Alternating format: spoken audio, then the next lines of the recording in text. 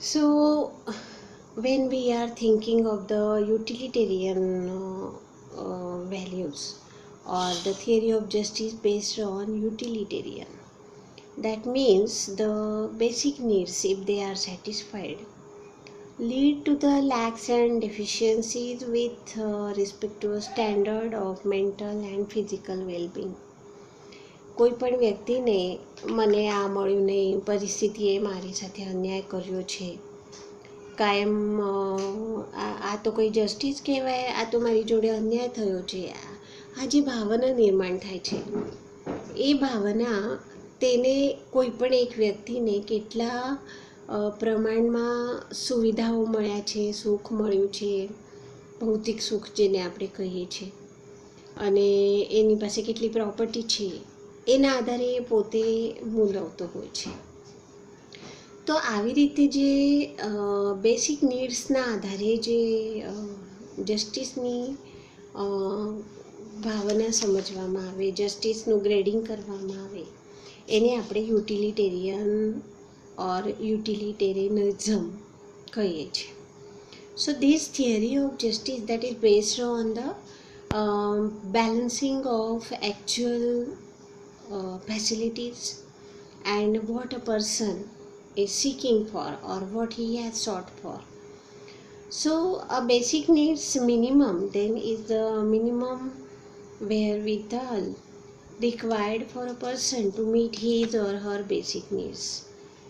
So people will be alike in having such needs. However, much they diverge in regard to the other needs.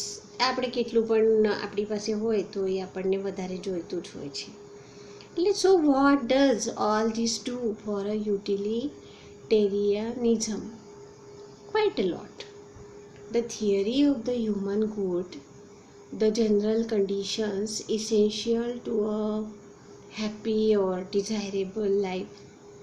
The utilitarian means or may plausibly claim to be trying to promote the overall happiness of the people in his society.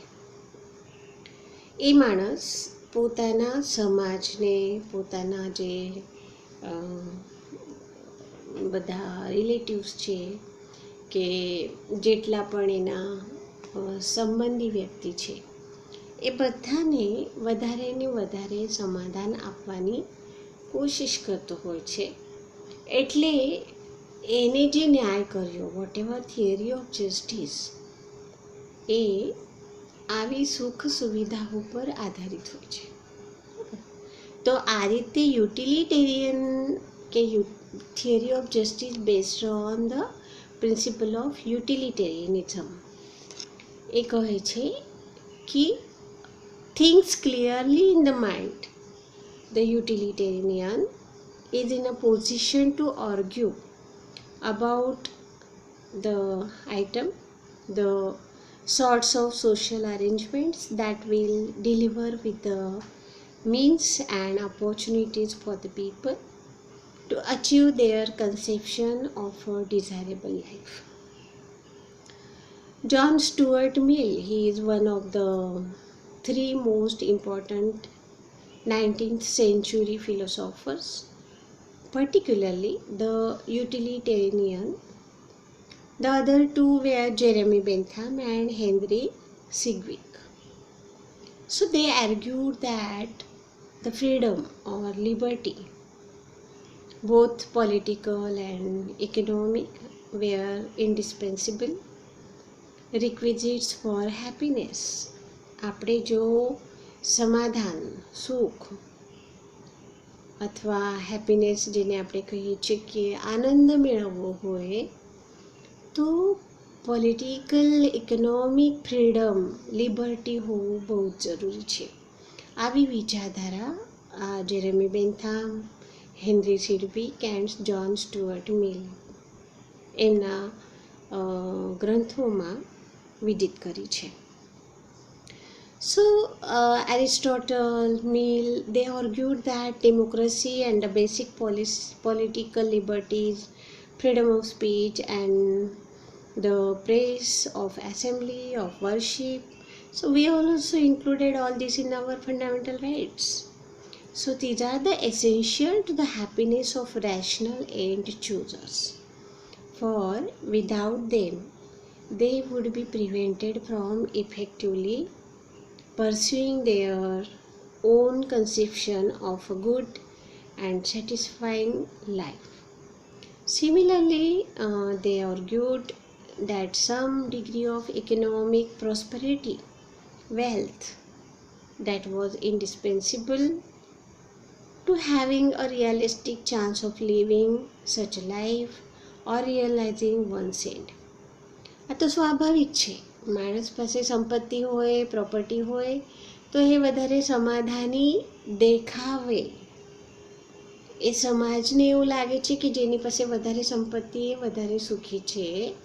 પણ એ સાધન સંપત્તિ એ જો use કરી શકતો હોય, એનો ઉપભોગ લઈ શકતો હોય, તો જ એ યુટિલિટેરિયન થિયરી આધારે એ સમાધાની છે અને એટલે જ એને પોતાને ન્યાય થયો છે એવું આ થિયરી કહે છે. સો the યુટિલિટેરિયન have these some variables that the public education system open to all and funded by public money, that is taxes. So that should be the basic principle for distribution of the property, for distribution of the equalness between the society. Now the utilitarianism and competitive capitalism, કેમ કે અત્યારે જે સમય છે એ મૂડીવાદી છે. સમાજ જે અત્યારે છે, અત્યારે આપણે જે ઔદ્યોગિક વિકાસ કરી રહ્યા છે એ બધું મૂડીવાદી સમાજ છે, કેપિટલિઝમ છે. આમાં તમારે સેવા શબ્દ બાજુમાં મૂકવો પડે પ્રગતિ જો કરવી હોય તો. અને આવા સ્પર્ધાત્મક મૂડીવાદી વાતાવરણમાં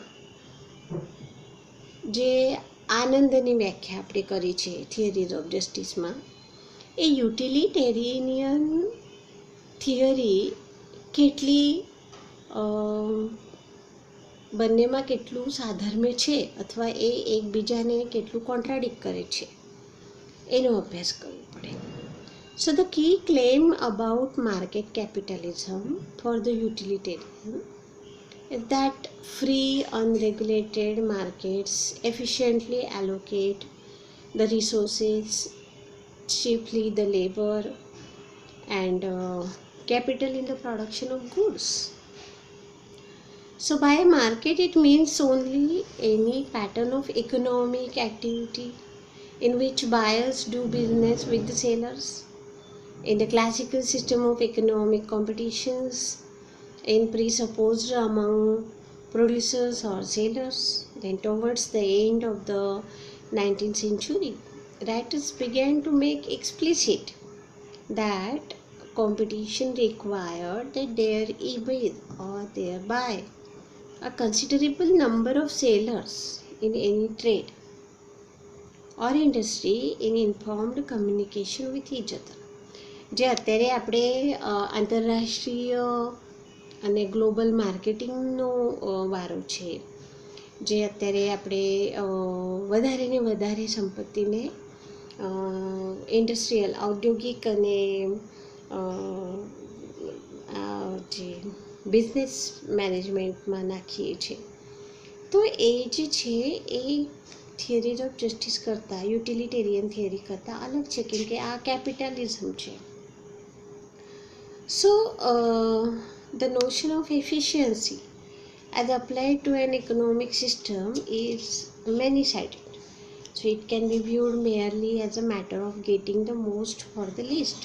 આ એવું છે કે ભાઈ હું ઓછામાં ઓછો ખર્ચો કરું અને મને વધારે ને વધારે એનો બેનિફિટ મળે.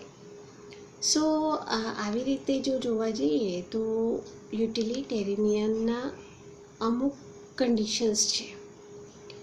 જો પ્યોર કોમ્પિટિશન તમારે કરવી હોય તો એના માટે અમુક કન્ડિશન્સ એટલે સશર્ત હોય છે કે કેવા પ્રકારની પરિસ્થિતિ હોવી જોઈએ. અને જો યુટિલિટેરિયન આર્ગ્યુમેન્ટ્સ આપણે જોઈએ તો એના કયા પ્રકારના હેતુ હોવા જોઈએ. તો જો ક્રિટિકલ ડિફરન્સની વાત કરીએ તો યુટિલિટેરિયન between the cases of an individual and of a social group attempting to maximize their welfare. So individual satisfaction, happiness, that is a different thing, and a concept of social welfare or welfare state, that is also a different thing. તો આ બે વસ્તુ એકબીજા જોડે match થાય નહીં, અને એટલે જ જે કન્સેપ્ટ ઓફ યુટિલિટેરિયન છે, જે ઉપભોગતાવાદી ન્યાયની સંકલ્પના છે, એ અત્યારના સમાજમાં આપણને પોસિબલ લાગતી નથી. Then the Rawls theory of justice as fairness, John Rawls જે છે, તો એની જે થિયરી છે that is a reformulation of utilitarian again. So we just saw comes from John Rawls, who did not present it as a version of utilitarian at all. Any theory જે છે એ equal liberty principal પર આધારિત છે, અને second principal છે the difference principal. તો આવી રીતે જ્હોન રાવલ્સની જે થિયરી છે એ પર્ટિક્યુલરલી ઇક્વાલિટી પર આધારિત છે, સમાનતા પર. અને ઓરિજિનલ પોઝિશન જે છે એના જે કન્ડિશન્સ છે,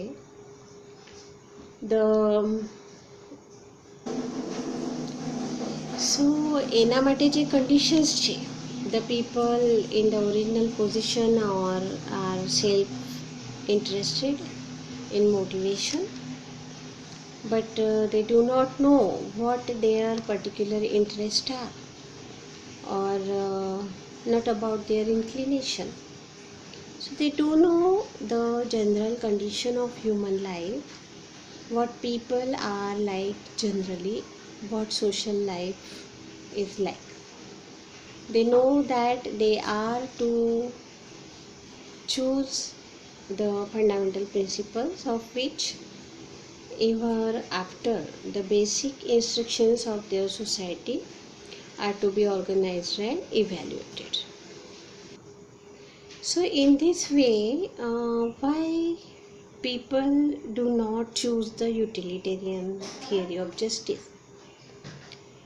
So it would be too risky. Utilitarianism is, as we have seen, may permit the institutional arrangement for disadvantages, the few of the sake of greater advantages.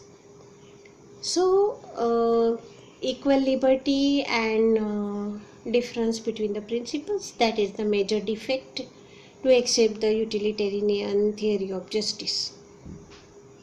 કેમ કે ઉપભોગતા અને ઉપલબ્ધ સાધન સંપત્તિ, આ બે વસ્તુ જ્યારે મેચ નહીં થાય ત્યારે એ ન્યાયસંગત સંકલ્પના તરીકે આપણે એને પ્રમોટ ના કરી શકાય. સો લિબર્ટિયારિઝમ જે છે એટલે સ્વતંત્રતા પર આધારિત જે ન્યાયની સંકલ્પના છે, the libertarianism, as the name suggests, emphasizes individual liberty as the central and indeed exclusive concern of social justice. So just society, according to the libertarianism, must grant and protect the liberty or freedom of each individual to pursue his desired ends. તો આ નવી જે theory છે લિબર્ટેરિયાનિઝમ એટલે સ્વતંત્રતા પર આધારિત ન્યાયની સંકલ્પના, તો એના જે એસ્પેક્ટ્સ છે કે દરેક વ્યક્તિ એ પોતાના લાઈફનો, પોતાના જીવનનો માલિક છે, એ બીજાના લાઈફનો કે બીજાના જીવનનો માલિક નથી. એન્ડ એવી રીતે દરેક વ્યક્તિને એ હક છે કે એ પોતાના ટર્મ્સ પર જીવે, પોતાના ચોઇસની લાઈફ એ જીવી શકે, unless those actions infringe the liberty or equality of another person. જેટલી સ્વતંત્રતા એને છે, જેટલા હક એને છે, એટલી જ એના પર રિસ્પોન્સિબિલિટી છે કે એ બીજાની સ્વતંત્રતા અથવા બીજાના હકને ઉલ્લંઘન ના કરે. તો this is what the libertarianism અને એ ફિલોસોફી એ કહ્યું છે કે no one is anyone else master and no one is anyone else slave. કોઈ કોઈનો માલક નથી અને કોઈ કોઈનો ગુલામ નથી. એટલે દરેક વ્યક્તિ એ સ્વતંત્ર છે, સ્વતાના કે પોતાના ટર્મ્સ પર એ પોતાનું લાઈફ કે જીવન જીવી શકે. Other men's life are not yours to dispose of. તમે કોઈ બીજાની જીવનને સમાપ્ત નહીં કરી શકતા. Property does not mean only real estate. It includes anything that you can call your own clothing, car, your jewellery, your books and papers. એટલે પ્રોપર્ટીની સંકલ્પના જે છે એ લિમિટેડ છે. આમાં પ્રોપર્ટી તમારા પોતાના અંગત ઉપયોગ માટે જે વસ્તુઓ છે એટલી જ પ્રોપર્ટીની સંકલ્પના આધારિત છે, કેમ કે આ સ્વતંત્રતાનો ખ્યાલ છે. તો દરેક વ્યક્તિને જેટલા હક મળ્યા છે, દરેક વ્યક્તિને જેટલી સ્વતંત્રતા મળી છે, એના આધારે ન્યાયની થિયરી લખવામાં આવી છે. So this theory of justice libertarianism is based on the concept of liberty, equality and property owned by a person in the sense of his own values. The another one that is dependency theory. એ બીજા પર તમે અવલંબિત છો, પરાવલંબી છો, આધારિત છો.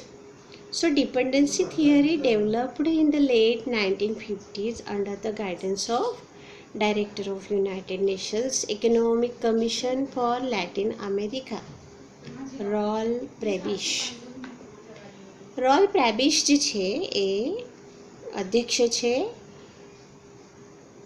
United Nations Economic Commission for Latin અમેરિકાના. તો એને આ ડિપેન્ડન્સી થિયરીને પ્રમોટ કર્યો છે.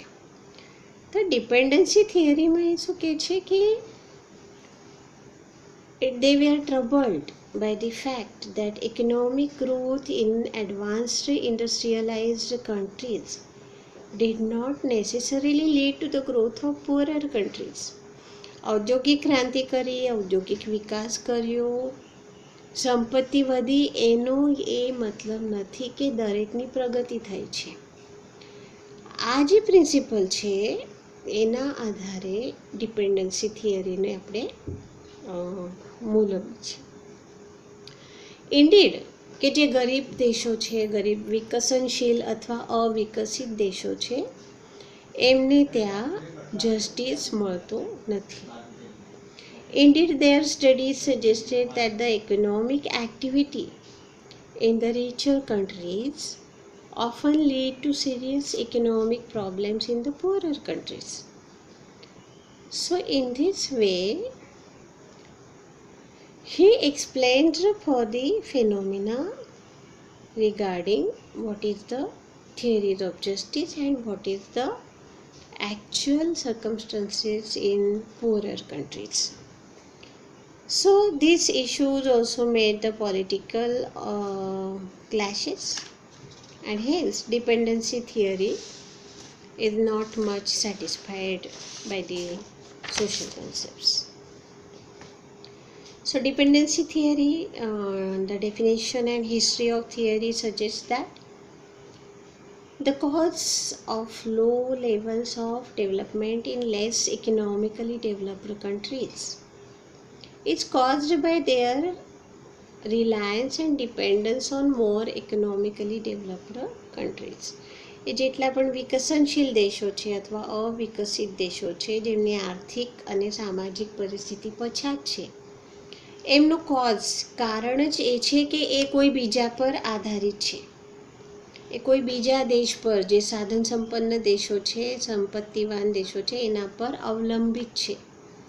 જો એ પોતાને પોતાના બળ પર સમર્થ બનાવશે તો એ પોતાની રીતે જ સાધન સંપન્ન બની શકે છે. જે અત્યારે આપણે આત્મનિર્ભરતાનું સૂત્ર અપાયું છે એની પાછળનો રીઝન એ જ છે કે ડિપેન્ડન્સી થિયરી તમને જસ્ટિસ પર બહુ જ ઇફેક્ટ કરે છે. So dependency theory as the theory based on materialist and structuralist theories, and this has been criticized for placing too much emphasis on material and economic factors. તો આવી રીતે dependency theory જે છે એ જસ્ટિસની થિયરી છે. Development theory, જેરોમી Frank જે છે એ વિચારવંત એને development theory develop કરી હતી. How does franks dependence theory differ from the traditional development theory? આ ડિપેન્ડન્સી થિયરી અને ડેવલપમેન્ટ થિયરીમાં ભેદ શું છે? ડિપેન્ડન્સ થિયરી એવું કહે છે કે ગરીબ દેશોએ સાધન સંપન્ન દેશો પર પરાવલંબિત રહેવું નથી. અને ડેવલપમેન્ટ થિયરી શું કહે છે? વિકાસ કરવું. એટલે વિકાસ તમે જાતે પોતાના આત્મબળ પર કરશો તો ઓટોમેટિકલી તમારો વિકાસ થવાનો જ છે. તો what was wrong with the top to down approach? It is widely agreed that top down approach એટલે એકદમ વિકાસ થયેલા દેશો જેને આપણે કહીએ છીએ પ્રોસ્પરસ કન્ટ્રીઝ અને પુઅરર કન્ટ્રીઝ, આ બે વચ્ચેની ખાઈ જે છે ડેવલપમેન્ટ થિયરી જ ભરી શકે છે. તો આવી રીતે આપણે જોયું તો યુટિલિટેરિયન થિયરી, લિબર્ટેરિયન થિયરી, ડિપેન્ડન્સી થિયરી અને development theory, these are the theories of justice. They are not actually providing justice to any based on any principle, but they are supporting or they are just explaining the theory behind the concept of justice that is dependent on certain variables in the society. સમાજના જે અલગ અલગ ઘટકો છે એ ઘટક એટલે સમાજ અને વ્યક્તિ એ બંને પોતાને મળેલા જસ્ટિસને, ન્યાયને કેવી રીતે સ્વીકારતો હોય છે એની આ થિયરી છે.